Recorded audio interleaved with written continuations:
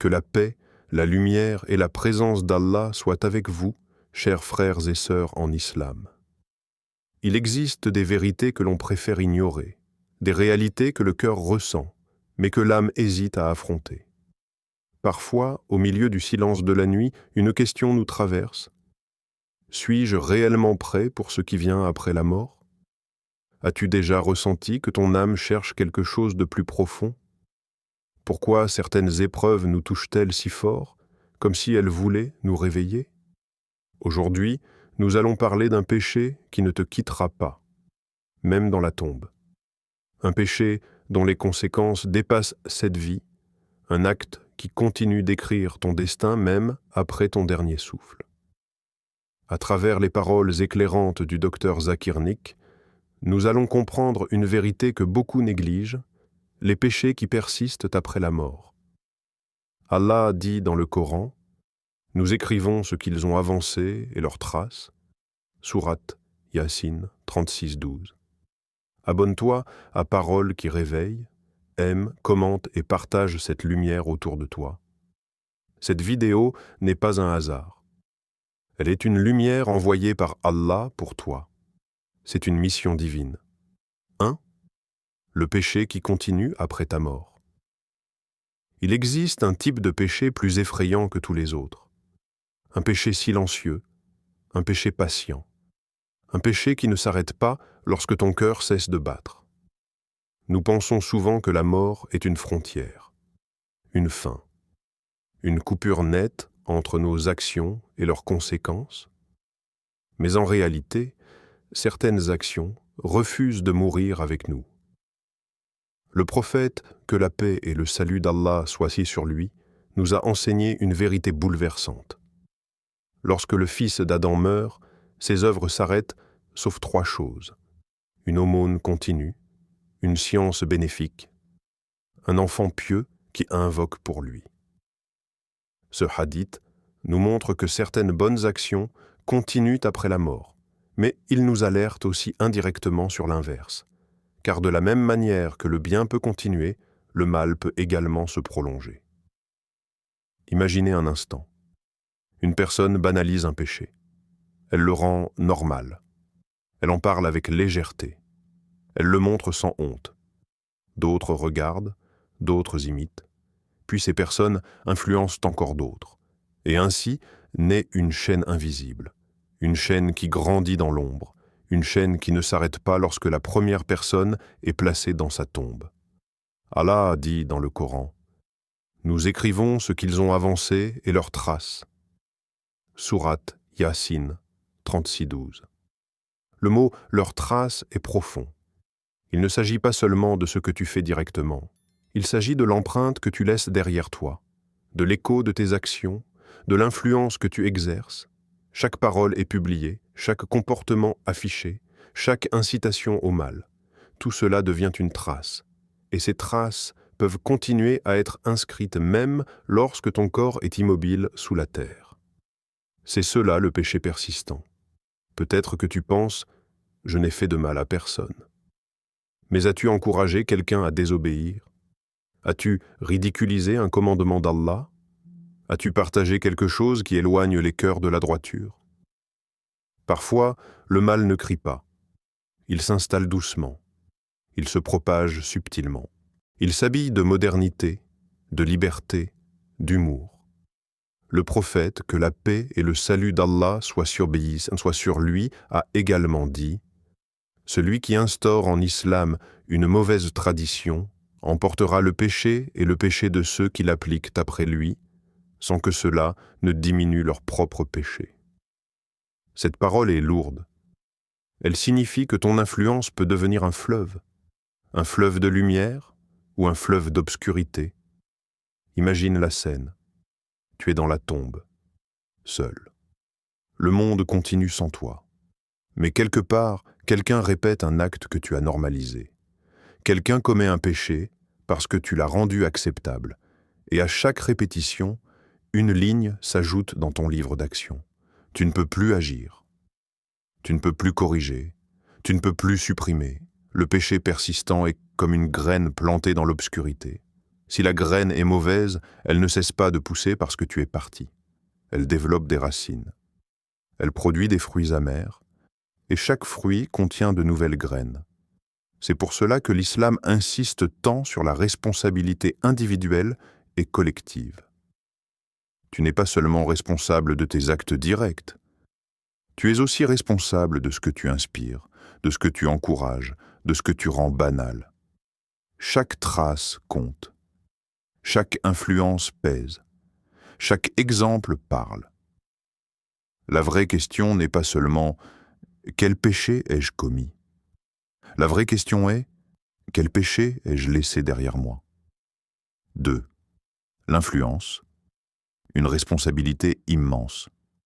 Nous vivons dans une époque unique, une époque où une simple phrase écrite en quelques secondes peut traverser les continents.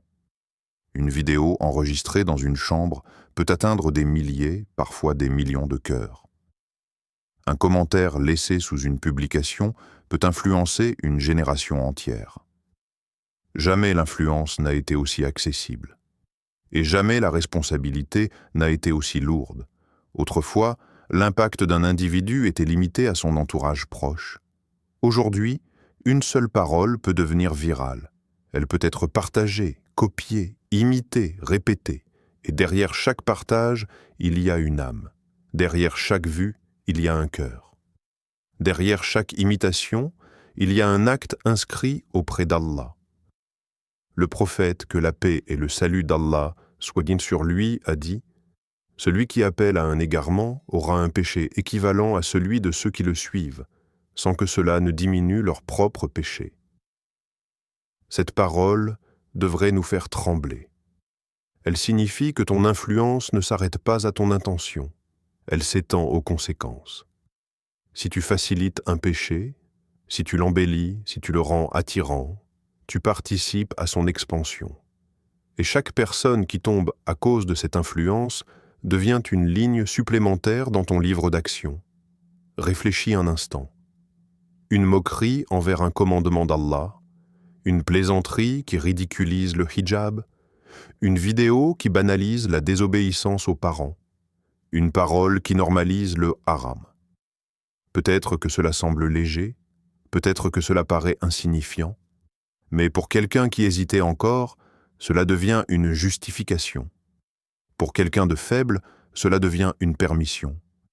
Pour quelqu'un de perdu, cela devient une direction. Et ainsi naît une chaîne invisible. Une chaîne qui traverse le temps. Une chaîne qui ne se brise pas lorsque tu es enterré. Chaque vue devient empreinte. Chaque partage devient une prolongation. Chaque imitation devient un témoignage contre toi ou pour toi.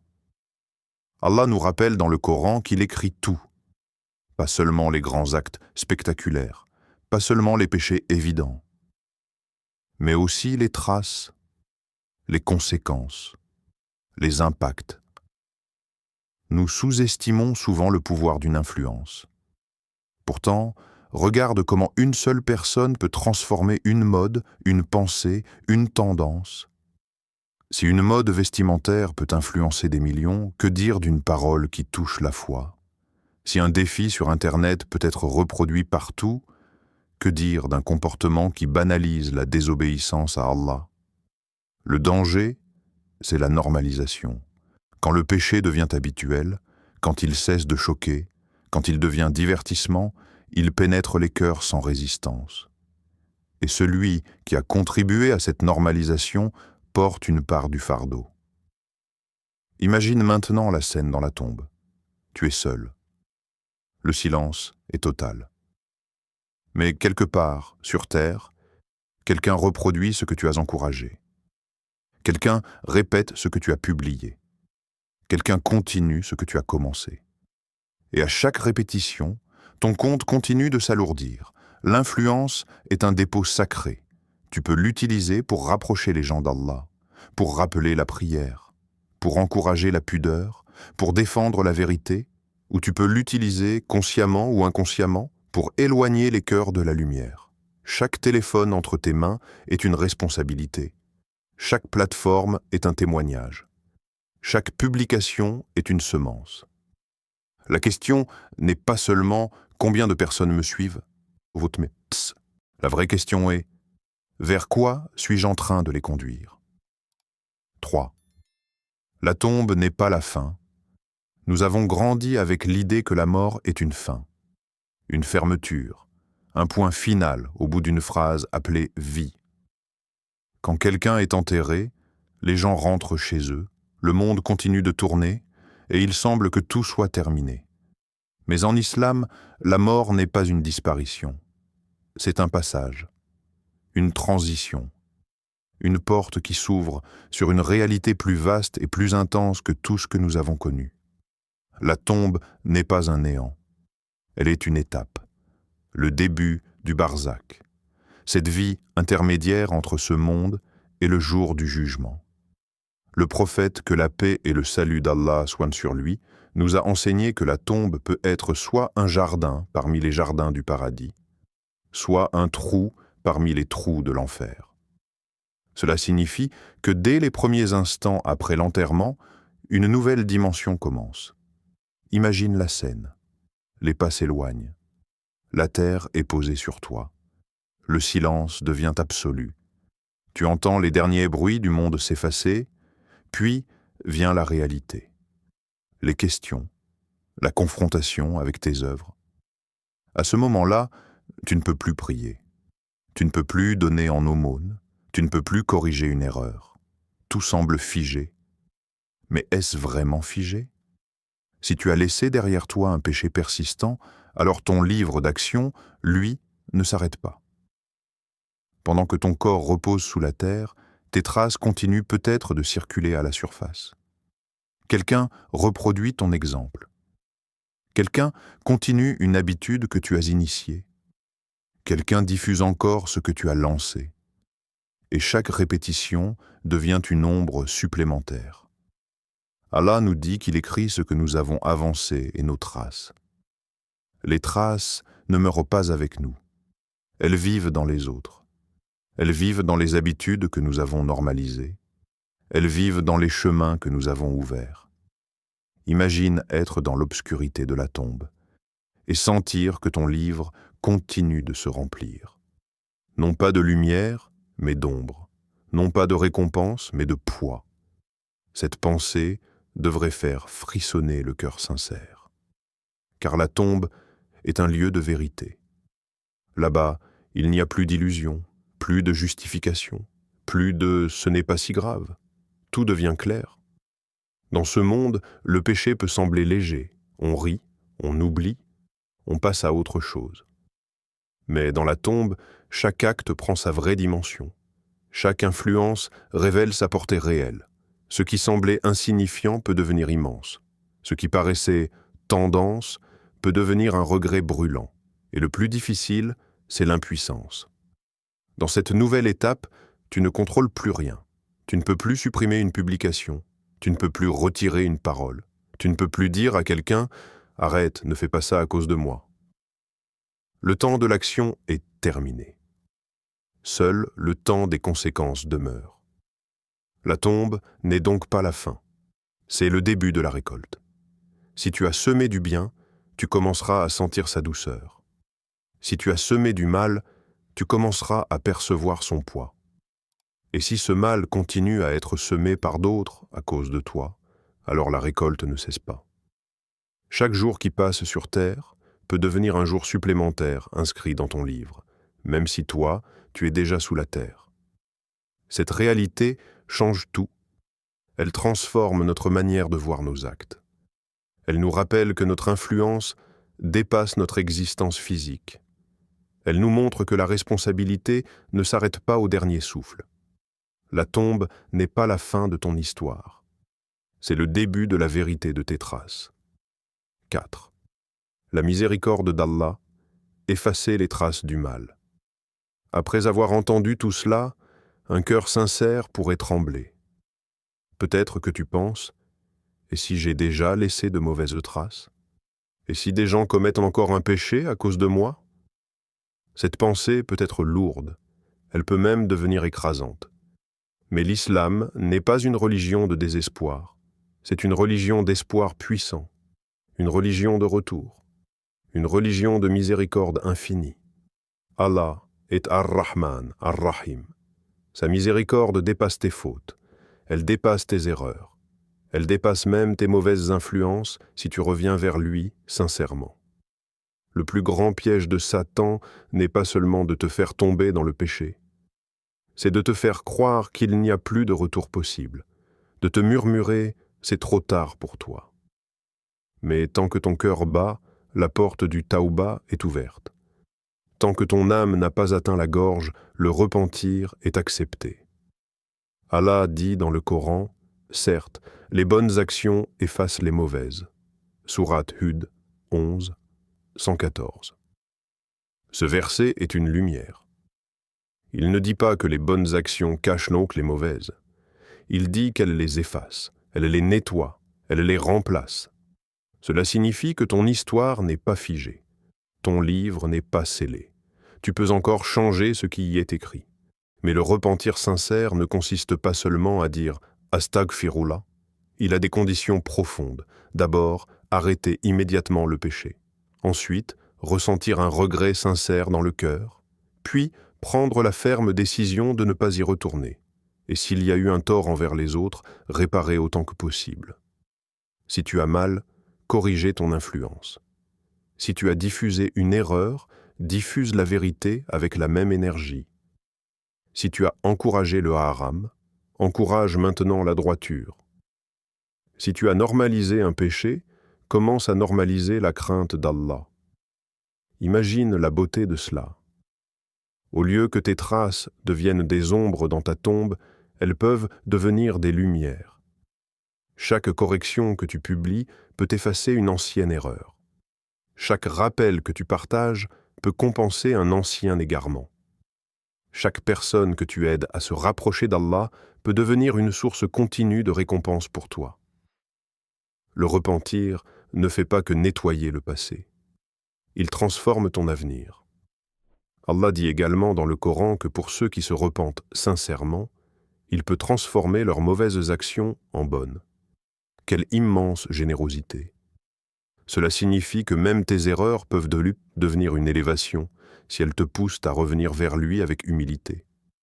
Peut-être que ton passé est lourd, peut-être que tu regrettes des paroles, des vidéos, des influences, mais ton regret est déjà un signe de vie spirituelle. Un cœur mort ne regrette pas. Un cœur vivant cherche à réparer. Ne laisse pas la honte t'éloigner d'Allah. Laisse-la te rapprocher. Ne laisse pas la culpabilité te paralyser. Laisse-la te transformer. Chaque jour est une nouvelle page. Chaque prière est une opportunité. Chaque bonne action est une gomme qui efface une ligne sombre. Si tu crains d'avoir laissé derrière toi des traces de mal, alors commence aujourd'hui à laisser des traces de bien plus fortes encore. Inonde ton livre d'actions de lumière. Multiplie les rappels. Inspire la pudeur, encourage la prière, défends la vérité. La miséricorde d'Allah n'est pas petite, elle est immense. Elle attend simplement que tu frappes à la porte avec sincérité. Et cette porte n'est jamais fermée tant que tu es en vie. 5. Choisir une trace qui illumine la tombe. Si un péché peut te suivre jusque dans la tombe, alors une bonne action peut elle aussi te suivre et devenir ta lumière dans l'obscurité. Cette vérité change complètement la perspective. Elle transforme la peur en espoir. Elle transforme l'angoisse en ambition spirituelle. Car si les traces du mal peuvent peser, les traces du bien peuvent illuminer. Le prophète, que la paix et le salut d'Allah soient sur lui, nous a enseigné que lorsque le fils d'Adam meurt, ses œuvres s'arrêtent sauf 3 choses. Une aumône continue, une science bénéfique et un enfant pieux qui invoque pour lui. Ces 3 exemples ne sont pas limitatifs. Ils illustrent un principe immense. Les actions dont l'impact dépasse ta vie deviennent une source continue de récompense. Imagine quitter ce monde, mais laisser derrière toi une mosquée à laquelle tu as contribué. Chaque prière qui y est accomplie devient une lumière pour toi. Chaque prosternation devient une élévation dans ton rang. Imagine avoir partagé un rappel sincère qui a touché un cœur. Cette personne commence à prier. Elle change de vie. Elle éduque ses enfants dans la foi. Et à chaque génération, une part de récompense remonte jusqu'à toi. C'est cela, la trace lumineuse. Une science bénéfique peut être un simple enseignement transmis avec sincérité. Un verset expliqué. Un hadith partagé. Un conseil donné au bon moment. Peut-être que tu ne verras jamais l'impact complet de ta parole. Peut-être que tu mourras sans savoir qu'un cœur s'est rapproché d'Allah grâce à toi. Mais Allah, lui, le sait. Et il l'écrit. Imagine maintenant la tombe, le silence, l'obscurité. Mais soudain, une lumière. Non pas une lumière étrangère, une lumière qui provient de tes propres œuvres. Chaque bonne action devient comme une lampe suspendue dans ton espace. Chaque personne guidée grâce à toi devient une source d'éclat. Chaque invocation faite pour toi devient une brise de paix. La tombe peut devenir un jardin, pas parce que tu étais parfait, mais parce que tu as choisi consciemment de planter des graines de bien. Chaque trace est une semence. Chaque parole est une graine. Chaque influence est une plantation. Tu ne contrôles pas toujours la pluie, tu ne contrôles pas toujours le vent, mais tu contrôles ce que tu mets en terre. Aujourd'hui, demande-toi, que suis-je en train de semer? Sèmes-tu des rappels ou des distractions? Sèmes-tu de la pudeur ou de la banalisation? Sèmes-tu de la foi ou du doute? Même un sourire sincère peut être une trace lumineuse. Même un encouragement discret à la prière peut devenir une récompense continue. Même l'éducation d'un enfant dans l'amour d'Allah peut transformer ton au-delà. Et il y a quelque chose de magnifique dans cette vision. Tu n'as pas besoin d'être célèbre pour laisser une trace éternelle. Tu n'as pas besoin d'être riche pour créer une aumône continue. Parfois, la plus grande lumière vient d'un acte que personne n'a vu, sauf Allah. Peut-être qu'un jour, alors que tu seras sous la terre, une personne lèvera les mains et dira « Qu'Allah fasse miséricorde à celui qui m'a rappelé la prière ». Et cette invocation traversera les cieux pour t'atteindre. Quelle immense richesse! La vie est courte, mais ces traces peuvent être longues, très longues. Elles peuvent s'étendre bien après ton dernier souffle. Elles peuvent continuer lorsque ton nom n'est plus prononcé. Alors choisis avec conscience. Choisis de bâtir plutôt que de détruire. Choisis d'élever plutôt que d'abaisser. Choisis d'illuminer plutôt que d'assombrir. Car un jour, lorsque tout s'arrêtera autour de toi, il ne restera que cela, les traces que tu as laissées. Et ces traces décideront si ta tombe sera obscure ou remplie de lumière. Mes chers frères et sœurs, le message est clair. Chaque acte laisse une trace. Certains péchés s'arrêtent avec notre souffle, mais d'autres continuent à vivre après nous. Et c'est cela le plus redoutable. Le péché persistant est une ombre qui refuse de disparaître. Il s'étend, se multiplie et revient vers nous lorsque nous sommes le plus vulnérables dans la tombe. Mais souviens-toi aussi que la miséricorde d'Allah dépasse toute chose. Si tu prends conscience aujourd'hui, c'est déjà une faveur divine. Allah ne veut pas te punir, il veut te purifier. Chaque erreur peut devenir un tournant, chaque chute peut devenir une élévation. Ce qui compte, ce n'est pas ton passé, mais la décision que tu prends maintenant. Abonne-toi à Paroles qui réveillent, partage cette lumière autour de toi. Peut-être que ce simple partage sera une bonne trace qui t'accompagnera dans la tombe. Peut-être qu'une personne changera grâce à toi et que tu récolteras sa récompense pour l'éternité. Merci d'avoir ouvert ton cœur à cette parole. Que la paix d'Allah t'accompagne dans chaque pas, dans chaque choix, dans chaque souffle. Allah dit « Ô mes serviteurs qui avez commis des excès à votre propre détriment, ne désespérez pas de la miséricorde d'Allah. » Certes, Allah pardonne tous les péchés. Sourate Az-Zumar 39-53. Qu'Allah purifie nos traces, illumine nos tombes et fasse de nous des sources de bien. Amin.